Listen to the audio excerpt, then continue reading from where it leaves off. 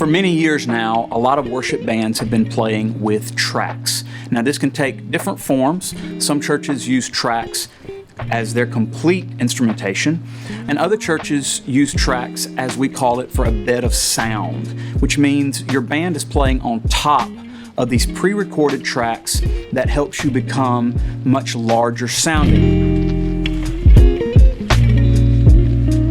Now this practice started in the late 90s with pop groups outside of the contemporary Christian world, and then soon after the CCM world in Nashville began using tracks. I remember going to a concert in my college years, and while the band was rehearsing, I was like, man, this sounds just like the CD. And my buddy was mixing sound, and he turned to me and said, well, they're using click tracks. And I didn't really fully understand that concept.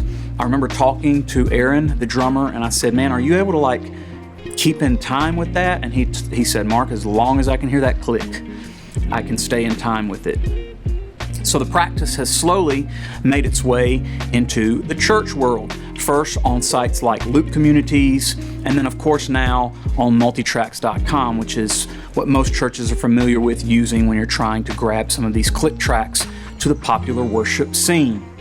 I began my journey with tracks back in 2004, and back then Loop Community and Multitracks didn't exist, so I began making those click tracks on my own, and I've played with those click tracks ever since. Now through the years, my approach has changed. When I'm using tracks for a full band, I'm taking typically stems from some site like Multitracks, and then I augment them and change them all up, and that's for a later video. However, today I wanted to talk about making tracks for an acoustic sound. And this is something that I don't see a whole lot of in the worship community.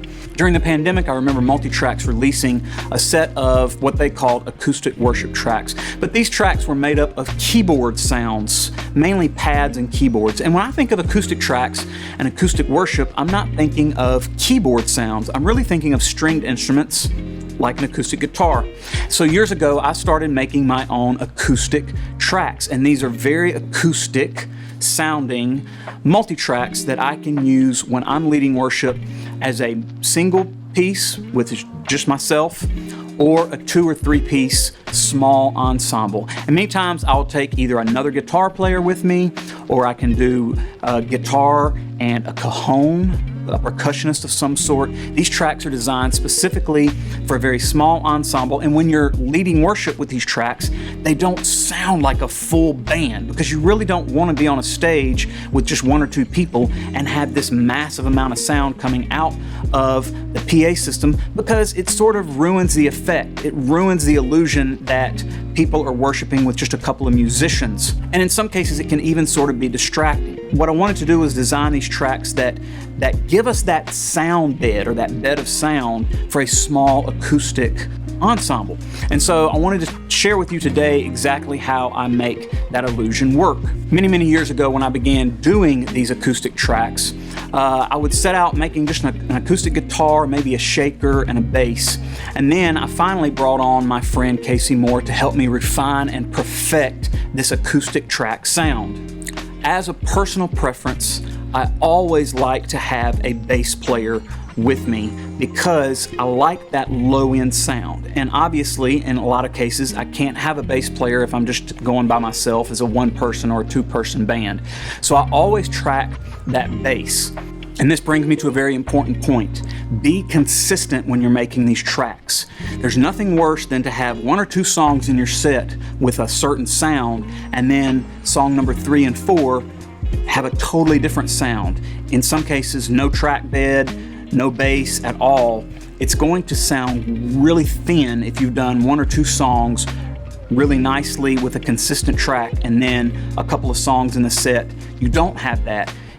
It's very noticeable. So be careful when you're building these tracks that you are consistent all the time. Having said that, I always use a bass. In this case, I use an acoustic Martin bass whenever I'm recording these acoustic tracks. The next thing I do is typically 2 rhythm guitars, acoustic rhythm guitars. And I'm gonna lower these in the mix. They're gonna be just really low sounding, but it helps feel just in the background. Feel just a little bit. Typically record those twice, 1 in the left channel, one in the right channel. We would call that double tracking. Track one sound in the left, then rewind, track one sound in the right, and pan. Then I'm going to record two lead parts. A lead that picks one sound in the right side, and then not the exact same part, a different sounding lead part over in the left side. At this point, I typically do some shakers, and if the song is an upbeat song, I'm going to add some sort of kick drum. Again, this is going to be low in the mix, but some sort of kick, something to kind of drive, and then of course the bass guitar. Once I've tracked all of those different items, I'll typically put my vocal on there so that my musicians can hear what the actual arrangement is going to be. And then of course I put a woodblock click, something that's really easy to groove to and stay in time with. I really don't like the traditional clicks that you hear on multitracks.com. I always replace those with my own samples, and I've had multiple musicians in the past tell me that they like my click sound way better than what they find on multitracks.com. And then I put a ton of vocal instructions, and many of my friends, some of you know who you are, make fun of me for how many vocal instructions I put on there. But it makes it way easier in the end, especially during performance, for musicians to kind of enjoy the moment and worship and not have to worry about where they are in the song and what they're supposed to be doing in the arrangement. Kick drum, intro, 3, 4. That's basically it. Now, the trick is, if you've got a lot of set lists that you're wanting to cover, it's going to take a little while to make these tracks. I've been doing this for years. I simply add several tracks a month as I'm adding certain songs into the set list. Once you've built that set list up and you've got that library, it's not quite as daunting to try to get all of the tracking recorded and be consistent for your entire set list. So obviously I don't want to leave you hanging at the end of the video without letting you hear an example of what one of my acoustic stem sets actually sounds like. So today I'm going to use the worship song Sound of Melodies, and this is a song by the band Leland. And again, another great example, you're not going to find Sound of Melodies on multitracks.com. By making your own stem sets and tracks, you open yourself up to a lot of different worship music that maybe you can't find on those websites. So it's another really good reason to make your own tracks. We're going to go through this and I'll kind of let you hear some of the different sounds and so that you can hear exactly what's going on while we're listening to the track. So here we go, Sound of Melodies.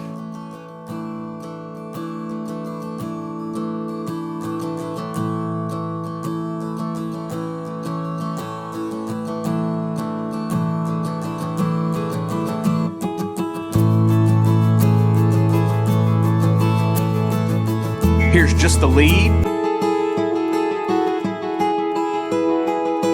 Here's just the rhythm. Here's everything.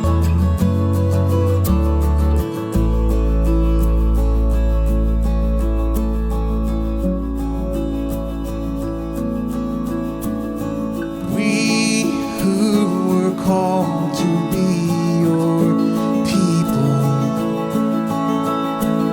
struggling sinners and thieves, we're lifted up from the ashes, and out came the song of the redeemed.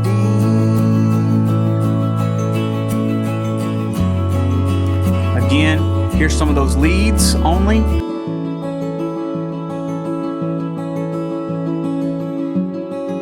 Everything.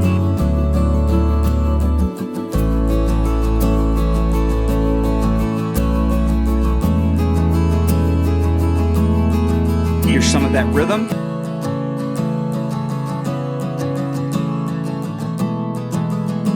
Everything.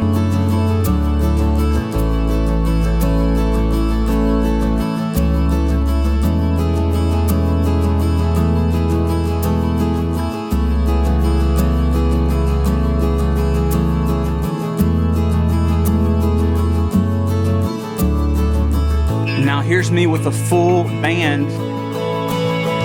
We have caught a revelation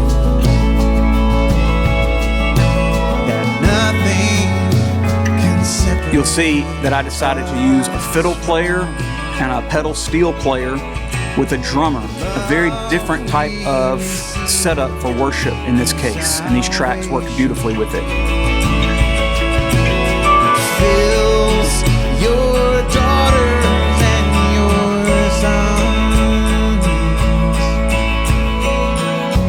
sons. So there you go. That's how I make my acoustic tracks. You're welcome to contact me if you're curious about questions. I do sell some of my stem sets, so you're welcome to also contact me about that if you're curious about that. Hope this helps you out.